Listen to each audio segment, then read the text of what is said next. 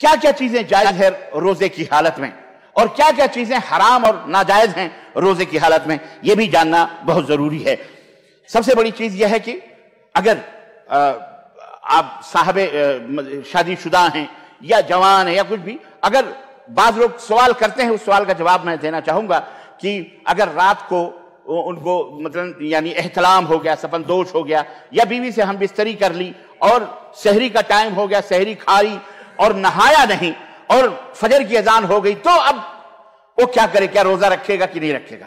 روزہ رکھے گا، ایسا کچھ بھی نہیں، روزہ وہ رکھے گا۔ ہاں ٹھیک ہے، اسی حالت میں وہ سحری کھا لے، بعد میں اذان ہو گئی، جا کے غسل کرے، پھر فجر کی نماز وہ پڑھا، دونوں میاں بیوی کیا کہتے ہیں نہا دھو کر کے پڑھیں، یہ ضروری ہے۔ لیکن آپ یہ کہیں کہ نہیں ہم تو ناپاک تھے، اب ہم روزہ کیسے؟ نہیں، روزہ آپ کو رکھنا ہی رکھنا ہے، کیونکہ اللہ کے رسول صلی اللہ علیہ وسلم کی یہ حدیث آتی ہے کہ ان النبی صلی اللہ علیہ وسلم کان یصبح جنبا فی رمضان، کہ رمضان کا مہینہ ہوتا اور آپ صبح ہو جاتی، فجر کا ٹائم ہو جاتا اور آپ جنابت کی حالت ہی میں رہتے، اسی ناپاکی کی حالت میں رہتے، فجر کے بعد اذان کے بعد پھر آپ غسل وغیرہ فرما کر کے فجر کی نماز پڑھتے۔ تو یہ حدیث ہے جو صحیح بخاری اور صحیح مسلم کے اندر موجود ہے۔ اسی طرح سے ایک روزے دار کے لیے جائز ہے کہ وہ کلی کرے۔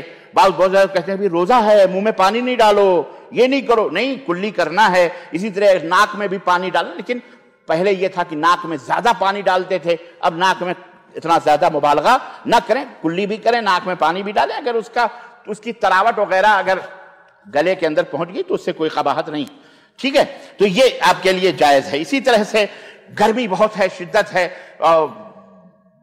اور کیا کر سکتے ہیں؟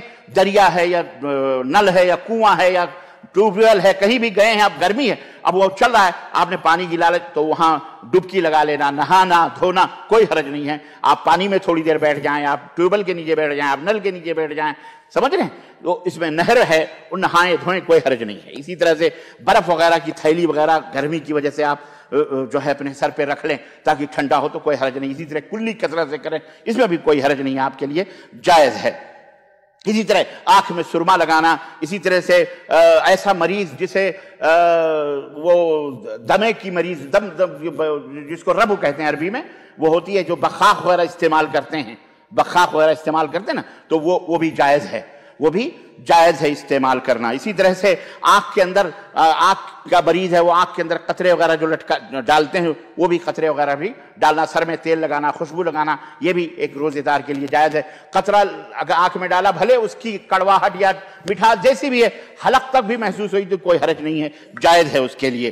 اسی طرح سے عورت اگر کھانا پکا رہی ہے، شوہر وہ نمک چکھ لے، آپ بھی کھانا پکا رہے ہیں، نمک چکھنا چاہ رہے ہیں تو نمک چکھ کے پھر تھوک دیں، کوئی حرج نہیں ہے، یہ بھی جائے، اتنی حد تک جائے، لیکن اس کو نگلنا نہیں، یہ بیٹھ کے پورا چمچ اٹھا کر کے پی لیا آپ نے کہ ربانی صاحب نے بتایا ہے، چکھ لو، کوئی حرج نہیں۔ غلط بات ہے، یہ غلط بات ہے، سمجھ رہے ہیں آپ؟ چکھنے کی اجازت ہے۔ اسی طرح سے بیوی، بچے والے بیوی ہے، جوان ہے، سب کچھ ہیں، لیکن اگر اپنے نفس پہ کنٹرول ہیں تو بیوی کو بوسہ لینا بھی جائز ہے، اس سے مباشرت، اس کے پاس مل کے بیٹھنا بھی، اس میں بھی کوئی حرج نہیں ہے۔ خیر یہاں تو آپ لوگوں کے لیے، ان لوگوں کے لیے ہے جو ماشاءاللہ یہاں اہل و عیال کے ساتھ رہتے ہیں، ورنہ خواہ میں آپ لوگوں کو یہ باتیں یاد دلا کر کے آپ کو تکلیف پہنچا رہا ہوں، اللہ معاف فرمائے، ہے کہ نہیں؟ بہرحال یہ ہمارا فرض ہے، صرف آپ ہی نہیں سن رہے ہیں بلکہ یہاں سینکڑوں لوگ بیٹھ کر کے بیچارے دنیا کے اندر سن رہے ہیں، سب کے لیے، اسلام سب کے لیے، صرف آپ کے لیے تھوڑی ہے۔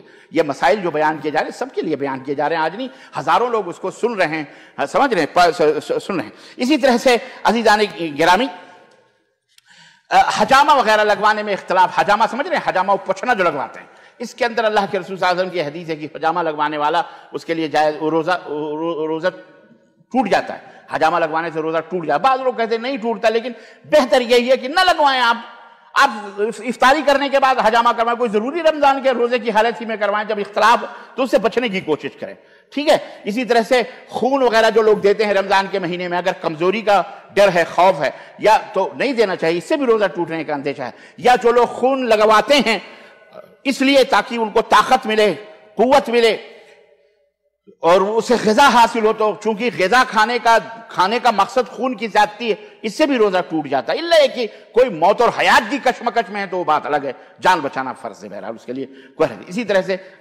یہ تو ہو گئی بات جائز، یہ چیزیں جائز ہے۔ اب اس میں بہت ساری چیزیں چھوٹ گئی ہوں گی تو اللہ معاف فرمائے، फिर बाद में पूछना, पूरा रमजान है, इंशाअल्लाह हम मसाइल बताएंगे। इसी तरह से जानबूझ करके खाना खा लेना, पानी पी लेना, इससे रोजा टूट जाता है। लेकिन अगर कोई भूल चूक करके दबा के चढ़ा लिया पानी, 2-3 बोतल जनाब वाली बैठ के खा रहा, उसको याद ही नहीं, बेचारे को याद ही नहीं है कि वो रोजे से है, अब पेट भर के खा लिया, बाद में कहता है यार, बाहर निकला, किसी ने पूछा भाई यार मैं तो पूरा रोजे से था, पूरा खा लिया।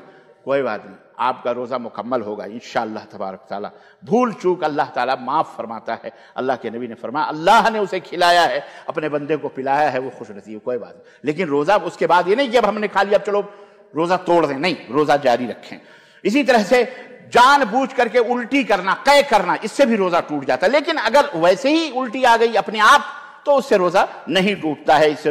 ये अहादीस सुनन अरबा के अंदर मौजूद हैं, यानी तिरमिज़ी, अबू दाऊद, नसई के अंदर, इब्न माजा के अंदर यह हदीस मौजूद है। इसी तरह से ऐसा इंजेक्शन लगवाना, जिस इंजेक्शन के जरिए से क्या कहते हैं ग़िज़ा मिले, ऐसे इंजेक्शन से भी रोजा टूट जाता है। इसी तरह से मिसवाक करने से रोजा नहीं टूटता, ये भी याद रखो, मिसवाक करना चाहिए, भले कड़वी मिसवाक हो या मीठा कुछ भी हो, बहरहाल उससे मिसवाक करने से रोजा